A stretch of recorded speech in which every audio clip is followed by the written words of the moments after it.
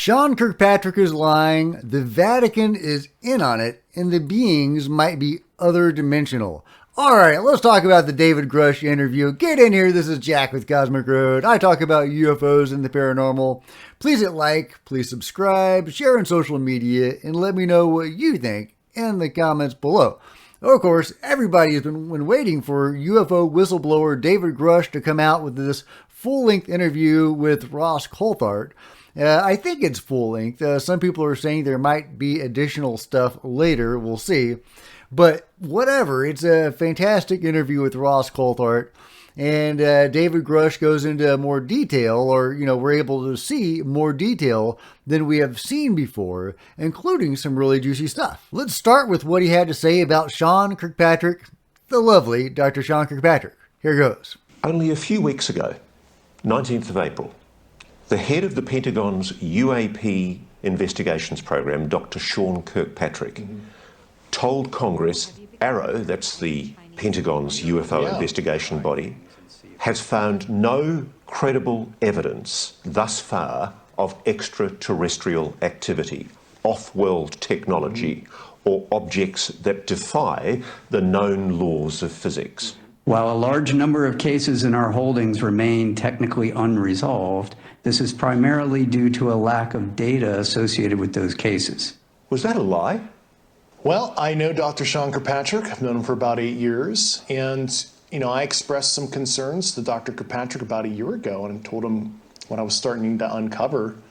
And he didn't follow up with me. And he has my phone number. He could have called me. I hope he ultimately does the right thing. He should be able to make the same investigative discoveries I did. It's totally crazy if he doesn't. So the implication here is that the head of the very body that Congress has ordered to tell the American public the truth about UAPs is possibly misleading the American public.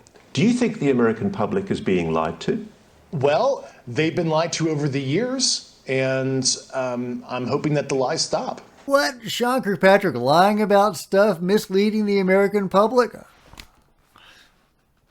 What?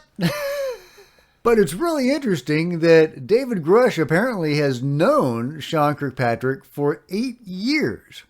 And even after all that time, you would think that maybe a friendship would have developed and that he wouldn't speak out against his colleague or friend. But nope. He says that dude is lying. He is misleading the American public. Okay, he didn't say it quite in that way.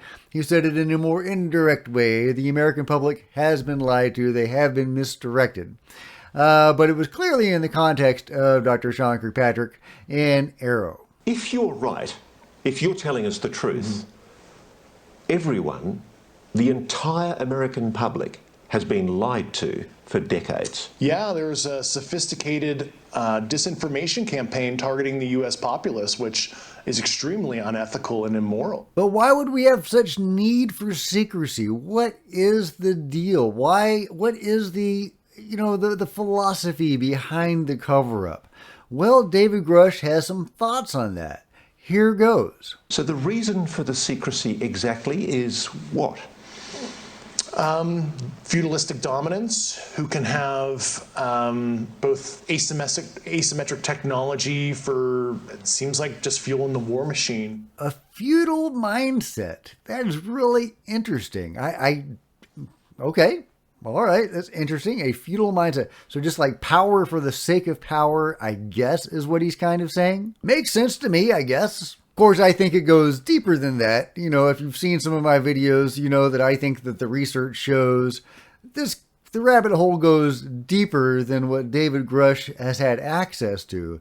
I think that he has had access to more of the surface level stuff, crash retrievals and reverse engineering, but actually like working with the beings and stuff that other witnesses have said over the years, and us flying around in our own UFOs. For example, the whistleblower I talked about the other day, the military guy who said that they saw weapons being loaded aboard a UFO. Well, was that one of theirs or one of ours? Would we have loaded weapons aboard one of their UFOs?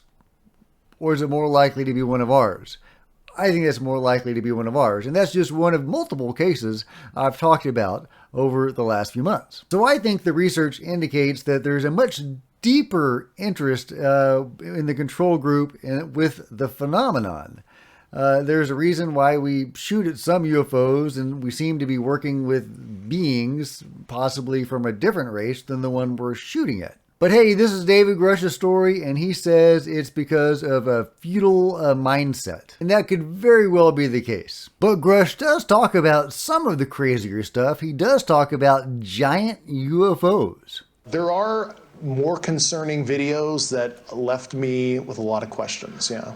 He says there are credible witnesses who could testify to Congress about spacecraft, big spacecraft. A lot of them were very large, yeah. Like a football field kind of size. And I remember interviewing these personnel. I'm like, either these people are lying to me, they're having a psychotic break, or this is some crazy but true stuff that's happening, and I have no good explanation that's prosaic at all for this, because this is not explainable by, swamp gas, St. Elmo's fire, ball lightning, etc., etc. I mean, this is like tangible technical craft they're seeing up close and personal in some cases when I interview people. But the Vatican is also involved. What? Okay, and it's tied up with the Mussolini story. Let's hear about that. You say it's a 90-year cover-up. Just about, yeah. 90 years. 1933 was the first recovery in Europe, in Magenta, Italy. They recovered a partially intact vehicle. It's long been known that the regime of dictator Benito Mussolini documented numerous U.A.P. during this time. This internal memo from the Italian secret services includes crude drawings of the U.A.Ps. It's true, it's real. Yeah, that actually happened. Italian government moved it to a secure air base in Italy for the rest of kind of the fascist regime until 1944, 1945, and the Pope Pius XII back-channeled that. So the Vatican was involved? Yeah, and told the Americans what the Italians had, and we ended up scooping it. So let me be very clear about this. You're saying that the Catholic Church, the Vatican, they know about the existence of non-human intelligence on this planet? Certainly. I guess it should be no surprise that the Vatican is in on this. I mean, I've talked before about a really interesting case or information that I've come across. There was a Russian physicist back in the early 1900s who was, I don't want to say equal to Einstein, but he was, up there, up at that level. And he was very friendly with the higher-ups in the Vatican. And they let this Russian guy go into their inner sanctum, into their inner secret archives that they don't let anybody into. And this Russian physicist, I wish I could remember his name. Of course, if I could, I wouldn't know how to pronounce it.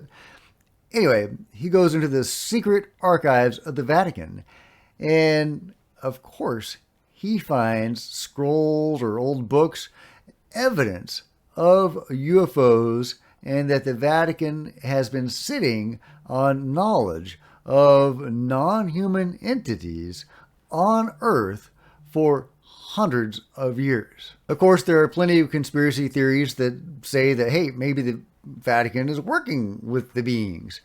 I don't know about that, but I think that at least they have knowledge of this, and they have had for a long time, so it shouldn't be a huge surprise that they gave the U.S. the heads up.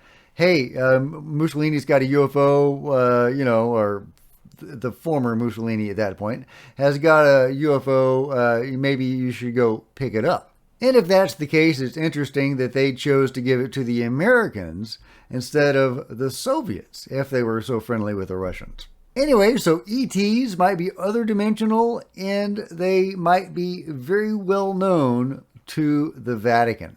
So those are some of the things that David Grusch said. I'm sure I will make a follow-up video talking about more things that have come out from that interview. It's a wonderful interview. I totally encourage you to go and watch the interview in full. It's well worth your time.